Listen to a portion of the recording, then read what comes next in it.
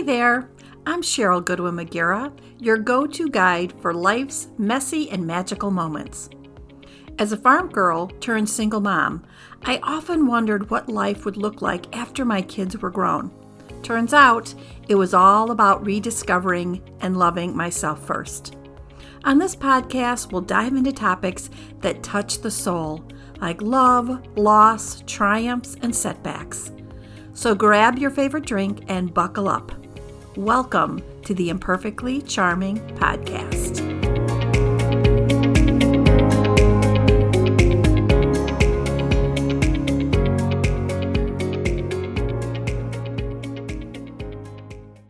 Hi, friends, and welcome back to the Imperfectly Charming Podcast.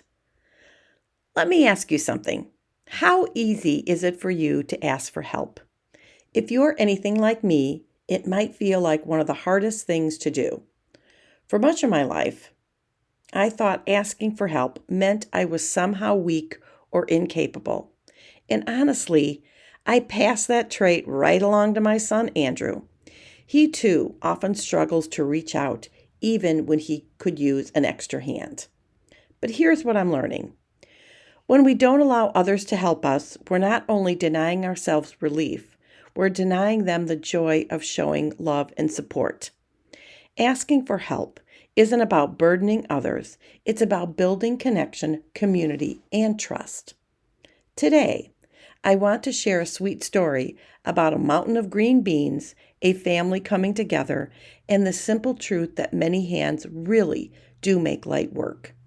Because sometimes in the middle of the mess, the laughter, and even the soggy 2-year-old carrying buckets of beans, we discover that asking for help can be a beautiful act of love. So let's dive in. Before we dive into today's episode, I want to share something close to my heart. I've created a soul-nourishing course called Conversations with My Soul, a gentle guided journey to help you reconnect with your inner wisdom, quiet the noise, and listen deeply to what your soul is longing to tell you. If you've been craving more clarity, peace, and purpose, I invite you to check it out. You can find all the details in the show notes and at imperfectlycharming.com. Now let's get started with today's episode.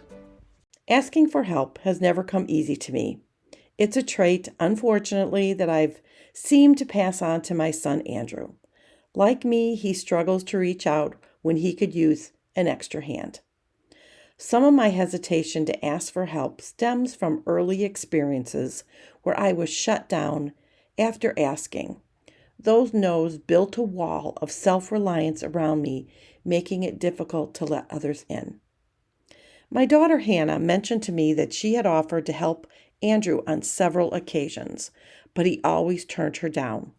While I was at his house, it became clear he needed some assistance with putting up some garden vegetables, and I reminded him that his sister was more than willing to lend a hand.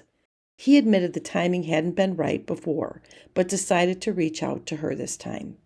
Andrew is an avid gardener, growing a large garden every year and sharing the bountiful harvest with friends and family.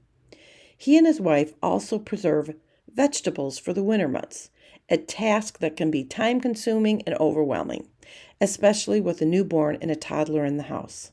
After picking bushels upon bushels of green beans, Andrew realized he needed help putting them up.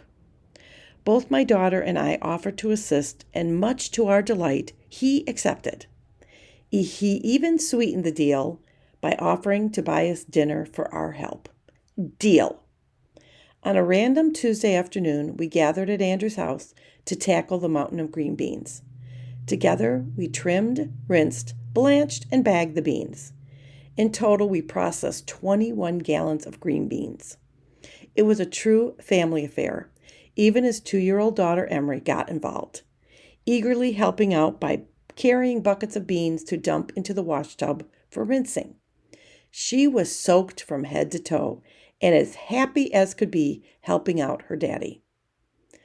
The evening was capped off with a delicious dinner on their deck, surrounded by the beauty of a summer evening. Spending time with family, whether for fun or to accomplish something together, is one of my love languages. Helping Andrew with the green beans wasn't just about getting the job done.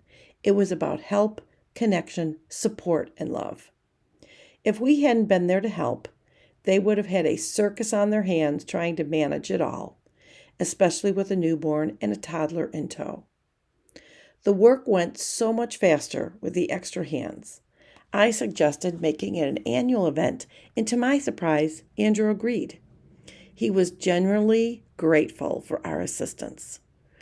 For many, asking for help feels like admitting weakness or burdening others. But in reality, it's an opportunity to strengthen relationship, share experiences, and make challenging tasks more manageable. The beauty of many hands is a blessing. Helping each other isn't a sign of weakness. It's a demonstration of trust, love, and community.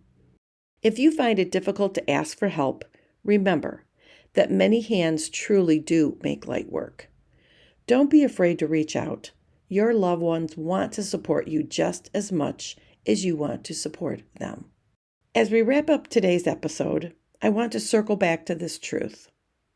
Asking for help isn't weakness. It's an invitation for connection, for shared laughter, for faster work and lighter loads, and most importantly, for love.